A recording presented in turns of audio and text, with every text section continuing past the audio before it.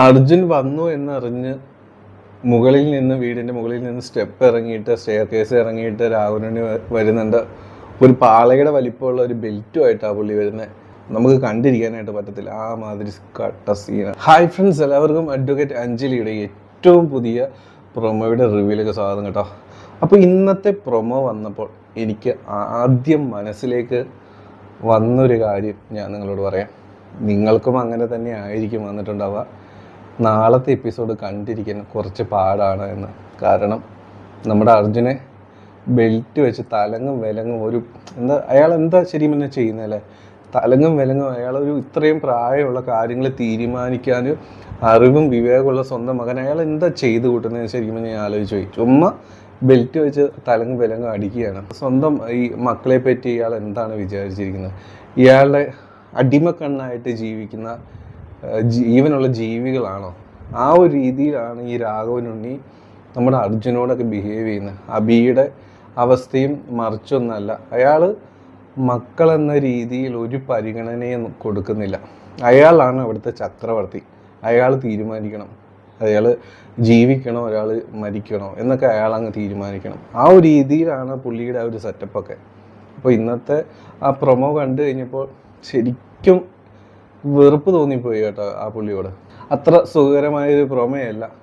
അർജുനെയും അഞ്ജലിയൊക്കെ ഇഷ്ടപ്പെടുന്നവർക്കൊരു സുഖകരമായൊരു promo എന്ന് പറയാനായിട്ട് പറ്റത്തില്ല കേട്ടോ. ഇന്നത്തെ എപ്പിസോഡ് നിങ്ങളെല്ലാവരും കണ്ടു കാണുമെന്ന് പ്രതീക്ഷിക്കുകയാണ്. ഇന്ന് വളരെ ഇമ്പോർട്ടൻ്റ് ആയിട്ടൊരു തീരുമാനമാണ് അഞ്ജലിയും അർജുനും കൂടി എടുത്തിട്ടുള്ളത്. അർജുൻ ആദ്യം വിചാരിച്ചു അഞ്ജലിനെയും കൂട്ടിയിട്ട് ശംഖചക്രത്തിലേക്ക് തന്നെ വന്നാലോ എന്ന്. എന്നാൽ തീർന്നു എന്ന് കൂട്ടിയാൽ മതി. അർജുൻ ഒറ്റയ്ക്ക് ചെന്നിട്ട് തന്നെ ഇതാണ് അവസ്ഥയെങ്കിൽ അഞ്ജലിനെയും കൂട്ടിയിട്ട് ശംഖചക്രത്തിൽ എത്തിയാൽ എന്തായിരിക്കും അവസ്ഥ? അത് എന്തായിരിക്കും എന്ന് ഞാൻ ആലോചിച്ചു പോവാ. അവിടെ വെച്ച് തന്നെ രാഘവനുണ്ണി അർജുനെയും അഞ്ജലിയും തീർത്ത് കളയും, ജയിലിൽ പോയാലും വേണ്ടില്ല എന്ന് പറഞ്ഞിട്ട്.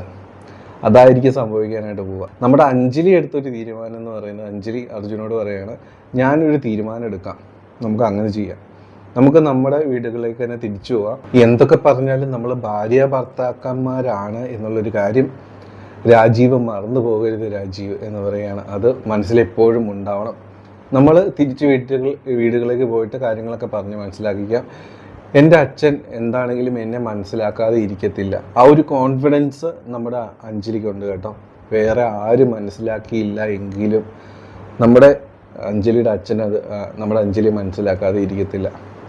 പക്ഷേ അർജുൻ്റെ കേസിൽ ഇതൊന്നും നടക്കാനായിട്ട് പോകുന്നില്ല. പാവം അഞ്ജലിക്ക് അറിയില്ലല്ലോ രാഘവനുണ്ണിയുടെ മകനാണെന്നുള്ളൊരു കാര്യം. അപ്പോൾ അർജുൻ എന്താണെങ്കിലും ആരെയും കൺവിൻസ് ചെയ്യാനൊന്നുമില്ല. അഞ്ജലിയുടെ ഒപ്പം ജീവിക്കുക, അത് ഏതെങ്കിലും ഒരു വഴി, ആ വഴി അങ്ങ് ജീവിക്കുക, അത് മാത്രമേ നമ്മുടെ അർജുൻ്റെ മനസ്സിലുള്ളൂ. ഇന്ന് തിരിച്ച് നമ്മുടെ അഞ്ജലിയെ വീട്ടിലെത്തിച്ച ശേഷമാണ് അർജുൻ തിരിച്ചു പോകുന്നത്. ഇത്രയും അഞ്ജലി വൈകി എത്തുമ്പോൾ ചില സംശയങ്ങളൊക്കെ ശകുന്തളാമ്മയ്ക്കുണ്ട്. പക്ഷെ അച്ഛൻ നമ്മുടെ അഞ്ജലിയെ സപ്പോർട്ട് ചെയ്ത് നിൽക്കുന്നത് കൊണ്ട് തൽക്കാലം ഒന്ന് ഊരിപ്പോകുന്നു നമ്മുടെ അഞ്ജലി കേട്ടോ. കാര്യങ്ങളൊക്കെ പതുക്കെ മനസ്സിലാക്കി വരുന്ന ഒരാൾ അവിടെ ഉണ്ട്, അത് നമ്മുടെ ആര്യയാണ്.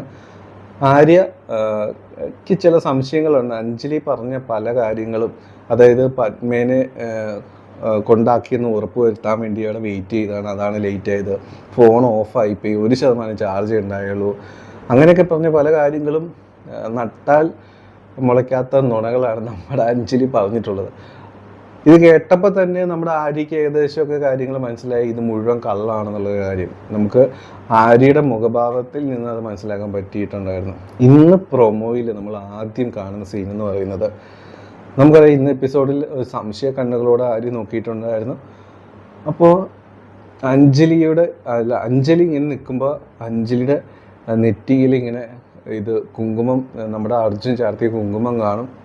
അപ്പോൾ ആര്യയ്ക്ക് സംശയം തോന്നും. ആര്യ ചോദിക്കും, അഞ്ജലി നിൻ്റെ നെറ്റിയിൽ ഇങ്ങനെ ഈ കുങ്കുമം വന്നു, ഇതെവിടുന്ന് വന്നു? അപ്പോഴാണ് ഈ സംഭവം മാഞ്ഞു പോയിട്ടില്ല എന്നുള്ളൊരു കാര്യം അഞ്ജലി തിരിച്ചറിയുന്നത് കേട്ടോ. അഞ്ജലിക്കാണെങ്കിൽ എന്ത് പറയണം എന്നറിയില്ല. അഞ്ജലി ഒന്നുമില്ല, ഒരു സംഭവമില്ല, അതെന്താണെന്ന് അറിയില്ല, എങ്ങനെ അത് എൻ്റെ നെറ്റിയിൽ വന്നു, ഈ രീതിയിൽ എന്തെങ്കിലുമൊക്കെ പറയുമായിരിക്കും.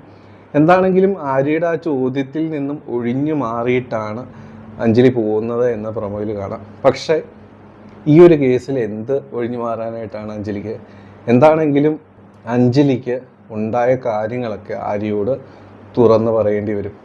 അപ്പോൾ അഞ്ജലിയുടെ വീട്ടിൽ നമ്മുടെ അർജുൻ അഞ്ജലി വിവാഹം കഴിഞ്ഞു എന്നുള്ള ഒരു മഹാസത്യം ആദ്യമായിട്ട് അറിയാനായിട്ട് പോകുന്നത് ആര്യയാണ് കേട്ടോ.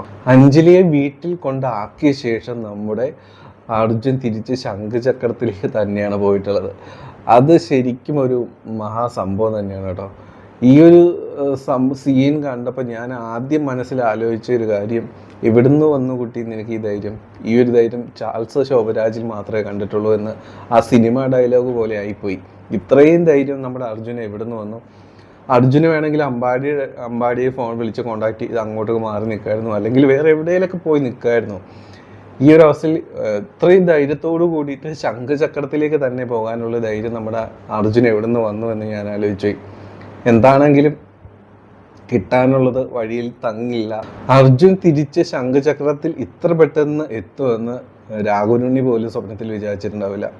അപ്പോൾ നമ്മുടെ അർജുന് വേണ്ടതൊക്കെ ചെയ്തു കൊടുക്കാനായിട്ട്, കുറച്ച് സ്നേഹം പ്രകടിപ്പിക്കാനായിട്ട് രാഘവനുണ്ണി സ്റ്റെപ്പ് ഇറങ്ങി വരികയാണ്.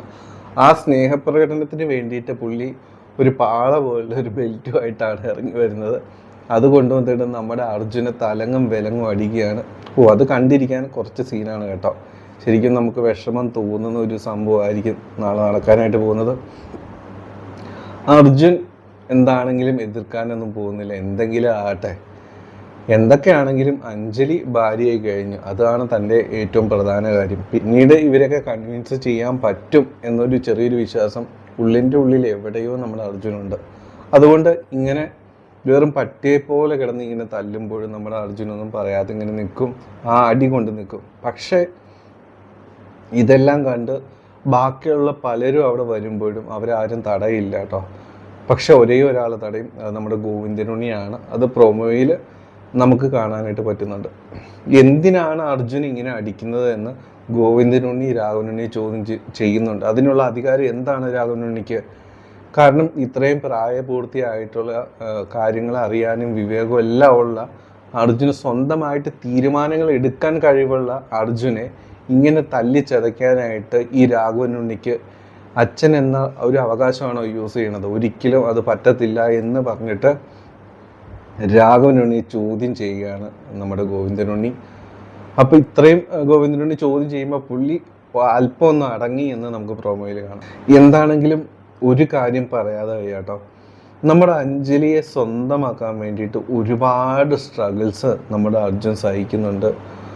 ഈ രാഘവനുണ്ണിയുടെ ഈ അടി കൊള്ളേണ്ട കാര്യം അർജുന് വല്ല കാര്യമുണ്ടോ? എന്നിട്ടും അഞ്ജലിക്ക് വേണ്ടിയിട്ടാണ് നമ്മുടെ അർജുൻ ഇതെല്ലാം ചെയ്യുന്നത് എന്ന് കാണുമ്പോൾ സങ്കടവും സന്തോഷവും എല്ലാം നമുക്ക് ഒരുമിച്ച് വരുന്നുണ്ട് കേട്ടോ. എന്താണെങ്കിലും നാളത്തെ എപ്പിസോഡ് കുറച്ച് ഡാർക്ക് എപ്പിസോഡാണ്, കണ്ടിരിക്കാൻ കുറച്ച് ബുദ്ധിമുട്ടുള്ള എപ്പിസോഡാണ്.